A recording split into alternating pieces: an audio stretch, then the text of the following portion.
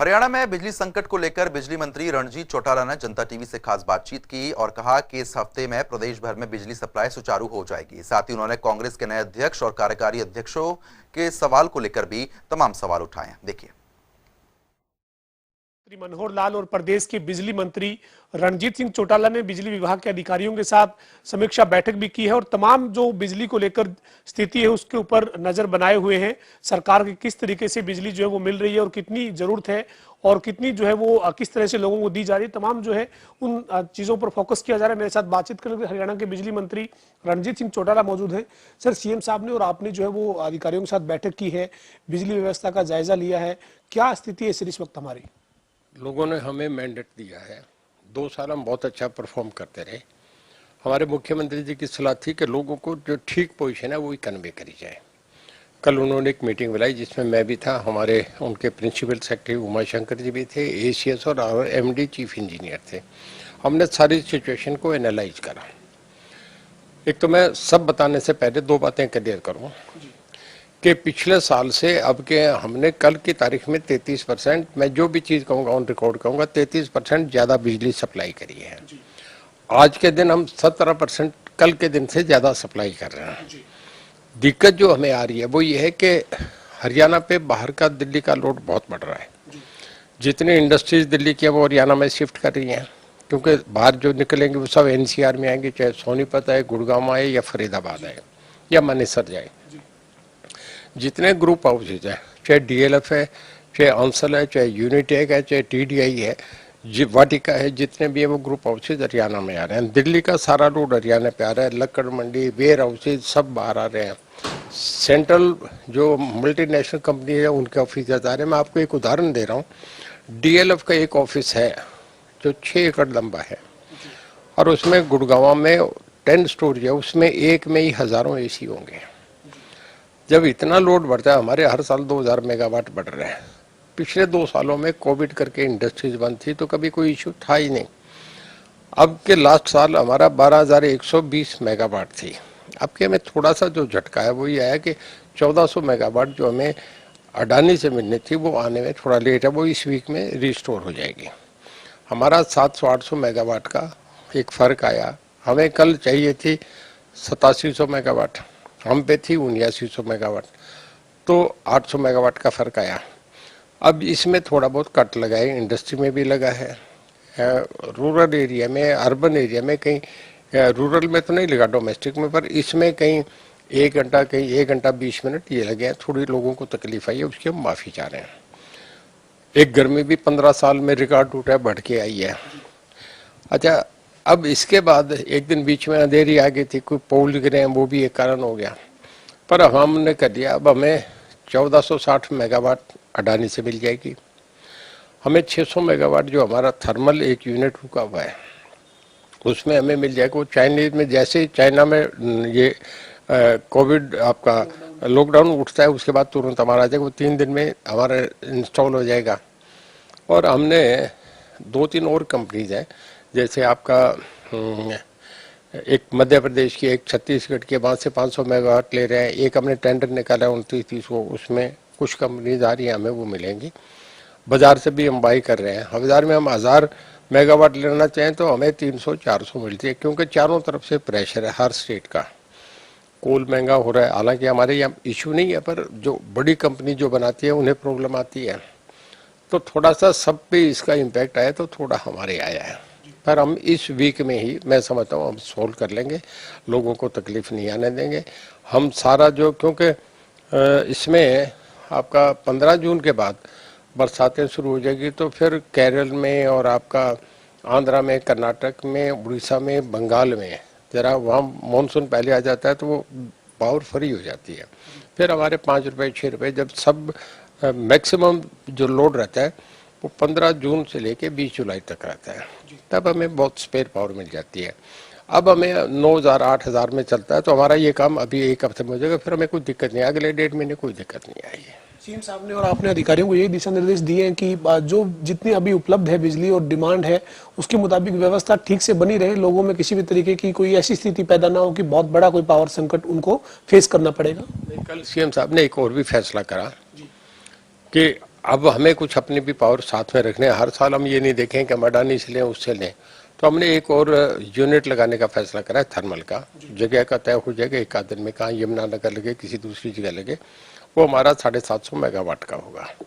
तो 1000 मेगावाट हमारी वहाँ कवरेज है। उससे फिर आपका दूसरा भी जैसे ये सोलर पावर भी उसमें वो लग जाती हैं प्लेट्स, तो वो करके हम 800,000 मेगावाट का वो तैयार कर लेंगे। और सीएम साहब ने ये भी कहा किसी भी कीमत पे लोगों को तकलीफ नहीं आनी चाहिए, चाहे महंगी सस्ती। हम प्रॉफिट में गए हैं, कभी ये इतना लॉस में था डिपार्टमेंट, अगर हम इस साल ना भी कमाए तो पर लोगों को तकलीफ नहीं है। लोगों ने हमें मैंडेट दे के हम कोशिश कर रहे हैं उसमें। सीएम साहब ने बहुत इंटरेस्ट लिया कल। बस मैं एक जानकारी के लिए बता दूं, जो कुछ लोग इधर उधर की बातें कर रहे हैं, मैं उनको, ताकि लोगों में साफ होना चाहिए। कांग्रेस की नेता जो है वो आरोप लगा रहे हैं, मैं उसकी बता रहा हूँ। देखिए, जब हमारे सीएम साहब ने टेक ओवर करा 2014 में, तो उस वक्त कांग्रेस के जमाने में हम 37,000 करोड़ घाटे में थे।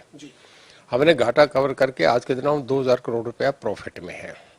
नंबर 2, जब उनसे टेक ओवर किया तो हमारा लाइन लॉस 31% था। आज के दिन हमारा लाइन लॉस 13.46 है, 13.5 से भी नीचे है। ये बहुत बड़ी अचीवमेंट है। मेरे ख्याल में गुजरात कर्नाटक के बाद हम सबसे बढ़िया गए, हम सबसे बढ़िया परफॉर्म कर रहे थे। पर दिल्ली का लोड और फिर ये अचानक जो इतना गर्मी तेजी से आई, इस करके हमें 500-700 मेगावाट का ये झटका आया। ये हमें हफ्ते 10 दिन में लोगों को तकलीफ हुई, उसकी भी हम क्षमा चाहते हैं। पर हमारे सीएम साहब बहुत इसमें सीरियस है, हमारे सब अधिकारी सीरियस हैं, और हम इसे जल्दी से जल्दी करेंगे कि इस तकलीफ को दूर करें। सर, मेरा इसके अलावा एक अलग राजनीतिक सवाल है। आज कांग्रेस के संगठन में जो है वो नियुक्तियां हुई है। एक अध्यक्ष बनाए गए हैं जो पूर्व विधायक हैं उदय भान, 4 कार्यकारी अध्यक्ष बनाए गए हैं। श्रुति चौधरी हैं, रामकिशन गुर्जर है, सुरेश गुप्ता है और जितेंद्र भारद्वाज है। तो ये इन कांग्रेस के संगठन में हुई नियुक्तियों को हरियाणा में आप कैसे देखते हैं सर? चूंकि आप लंबे समय से, आपका राजनीतिक अनुभव है, आप कांग्रेस में भी जुड़े रहे हैं, तो क्या कैसे देखते हैं कांग्रेस अब गुटबाजी से बाहर निकल पाएगी क्या आपकी नजर में? मैं मानता हूँ कि एक फैसला जो करा है वो एक तो कमज़ोर फैसला है, एक बहुत लेट हुआ है। अगर ये हुड्डा साहब को मोबिलाइज करते तो 7-8 साल पहले करते तो कुछ वो फर्क डालते। आज जो उन्हें थका के जो फैसला करा है, और उसके तरफ मैं नहीं मानता कि अभी भी उन्हें कोई पावर दी गई, उनके तरफ चारों और फिर ब्रैकेट लगा दिए। अब जैसे गुप्ता जी हैं, या आपके एक वो भारद्वाज साहब हैं, इनको अपने गांव में ही नहीं जानते। ये बेचारे क्या सुधार, ये गांव में इकट्ठा नहीं कर सकते, 100 आदमी इकट्ठा नहीं कर सकते, इनमें किसी की कोई हैसियत नहीं। दूसरा मैं आपसे बता रहा हूँ, ये एक उन पे चेक लगा दिया कि जब टिकटें बटेंगी तो किरण ग्रुप को अलग टिकटें दो, शैलजा ग्रुप को अलग दो, कुलदीप बिश्नोई को अलग दो। जब ये इस तरीके से होगा तो फिर कांग्रेस का वही हुड्डा साहब को फिर वही 10 सीटों पर ले आएंगे। नंबर 2, दिल्ली में कांग्रेस बहुत बड़ी पार्टी है, उसमें वर्किंग प्रेसिडेंट नहीं है। भारतीय जनता पार्टी बहुत बड़ी नेशनल पार्टी है, इसको वर्किंग प्रेसिडेंट की। हरियाणा छोटी सी स्टेट है जहाँ 2.5 करोड़ की आबादी है। 135 करोड़ की आबादी में वर्किंग प्रेसिडेंट नहीं चाहिए, 2.5 करोड़ की आबादी में 4-4 वर्किंग प्रेसिडेंट। ये इसका क्या मतलब है? कांग्रेस जब खत्म होने जाती है तो उसमें जब किला गिर जाता है तो फिर सूबेदार खड़े हो जाते हैं। ये सूबेदारों को खड़ा कर दिया, कोई नहीं, ड्रामा है, कुछ नहीं। कांग्रेस का बिल्कुल पटाक्षेप हो गया। कांग्रेस में अगर लेके आते मजबूत आदमियों को, वो अगर करते तो रघुवीर सिंह कादियान को बनाते, करण दलाल को बनाते, जो 20,000 की 50,000 की भीड़ कर सकते हैं, जिनमें कुछ दम था। उदय भान को बेचारे को बनाने नहीं बनाने, उसमें शैलजा में तंवर में मैं नहीं समझता कहीं फर्क है। 0-0 अगर 5 0 भी जोड़ दे तो फिर इज इक्वल टू 0 है। ये पांचों ही 0 है, इनका एक भी नहीं बनता। कांग्रेस अपने हिसाब से परोठे बना के घर सो जाए, इसका कोई मतलब नहीं है। यानी कोई 2024 में कांग्रेस से बीजेपी को, क्योंकि अभी आप निर्दलीय विधायक के तौर पर बीजेपी के साथ सरकार में मंत्री है सर, कोई कांग्रेस से चुनौती नहीं है आपकी नजर में भारतीय जनता पार्टी की, अगर हम खासतौर पर बात करें? कांग्रेस खत्म हो गई। देखिए, कांग्रेस में मैं आपसे बताऊं, कोई भी स्वाभिमानी आदमी नहीं रहेगा। मैं अब भी मानता हूँ हुड्डा साहब कांग्रेस में नहीं रहेंगे, जैसे क्योंकि उन्हें जिस तरीके का उनके साथ ट्रीटमेंट रहेगा।